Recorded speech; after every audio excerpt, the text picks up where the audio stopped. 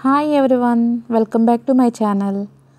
Already thumbnail చూశారు కదా, ఏంటో రెసిపీ అనేది అర్థమైపోయి ఉండొచ్చు. ఇది పాతకాలం నాటి పద్ధతిలో అయితే నేను చేస్తున్నాను.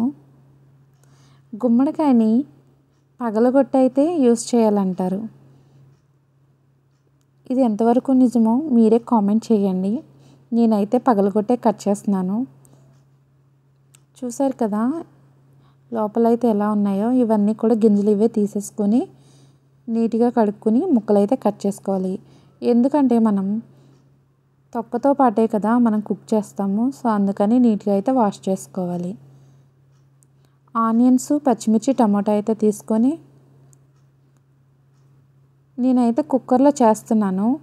మీరైతే కుక్కర్లో అయినా చేయొచ్చు, నార్మల్గా అయినా చేసుకోవచ్చు, మీ ఇష్టం. దీంట్లో 2 గరిటెల ఆయిల్ అయితే వేసుకొని, ఆయిల్ అయితే కాగిన తర్వాత ఉల్లిపాయలు, పచ్చిమిర్చి అయితే వేయించుకొని ఫ్రై అయ్యేంత వరకు కూడా మగ్గనివ్వాలి.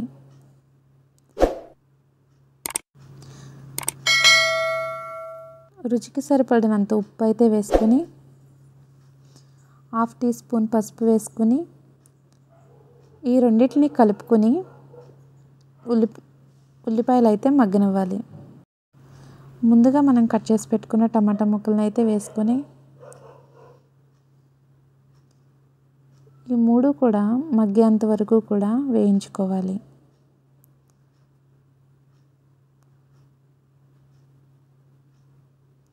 చూసారు కదా, ఇవి కొంచెం కుక్ అయినవి. ఇలా మగ్గిన తర్వాత మనం కడిగి పెట్టుకున్న గుమ్మడికాయ ముక్కలు అయితే వేసి వీటిని మొత్తం ఒకసారి తిప్పుకొని మూత అయితే పెట్టుకొని మగ్గనివ్వాలి. చూసారు కదా కొంచెం మగ్గినవి. ఇలా మగ్గినప్పుడు కారం అయితే 1 స్పూన్ వేసుకొని, మీకు కారం ఎక్కువ తింటే కొంచెం యాడ్ చేసుకోండి, లేదంటే 1 స్పూన్ అయితే సరిపోతుంది.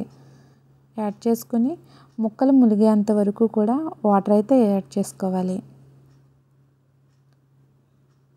చూసారు కదా ముక్కలు ఎలా ములిగినాయో అంతవరకు వాటర్ వేసుకొని నేనైతే విజిల్కి పెడుతున్నా. విజిల్కి పెడితే 2 విజిల్స్ వచ్చేంత వరకు కూడా పెట్టుకోవాలి. తర్వాత చూసారు కదా చింతపండు, నిమ్మకాయ సైజ్ అంతా చింతపండు అయితే తీసుకుంటే సరిపోతుంది. 2 విజిల్స్ అయితే అయిపోయినవి. సో ఇప్పుడు చూద్దాము. చూడండి ఎలా కుక్ అయిందో. ముక్క అనేది కొంచెం మెత్తగా అయింది కదా. ఇలా కుక్ అయిన తర్వాత దీంట్లో మనం ముందే నానబెట్టుకున్న చింతపండు రసాన్ని అయితే వేసి బెల్లంని వేసుకోవాలి. స్వీట్ ఎక్కువ తినే వాళ్ళైతే స్వీట్ వేసుకోండి, తక్కువ తినే వాళ్ళైతే తక్కువ వేసుకోండి. కానీ గుమ్మడికాయకి స్వీట్ ఎక్కువ ఉంటే టేస్ట్ బాగుంటుంది. ఈ గుమ్మడికాయ వల్ల చాలా బెనిఫిట్సే ఉన్నాయి. హార్ట్కి మంచిది, స్కిన్కి మంచిది, అలాగే డైజెస్టివ్ సిస్టమ్కి మంచిది. చాలా బెనిఫిట్సే ఉన్నాయి. ఓకే, వేరే కడాయి తీసుకొని 2 గరిటెలు అయితే నేను ఆయిల్ వేసి దీంట్లో వెల్లుల్లిపాయలు అయితే వేయిస్తున్నాను. ఇవి కొంచెం వేగిన తర్వాత పచ్చిశనగపప్పు 1 స్పూను, కొంచెం మినపప్పు వేసుకొని కొంచెం ఇవి ఫ్రై అవుతున్నప్పుడు ఎండుమిర్చి, ముందే ఎండుమిర్చి వేస్తే కలర్ మారిపోతాయి కాబట్టి తర్వాత అయితే వేసుకోవాలి. వేగిన తర్వాత జీలకర్ర, కరివేపాకు వేసుకొని ఫ్రై చేసుకోవాలి.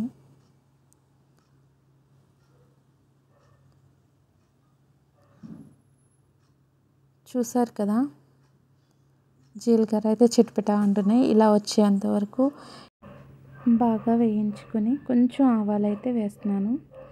మీకు కావాలితే వేసుకోండి, లేదంటే స్కిప్ చేసుకోండి. ఆవాలు వేయడం వల్ల కూడా టేస్ట్ బాగుంటుంది. ఇవన్నీ కూడా మనకి బెనిఫిట్స్ అన్నీ పాతకాలం నుంచి వచ్చినవేనండి. ఇప్పుడైతే మనం కొన్ని మానేస్తున్నాం, కానీ ప్రతి ఒక్కటి కూడా మనం యూజ్ చేసేది హెల్త్కి ఉపయోగపడేదే.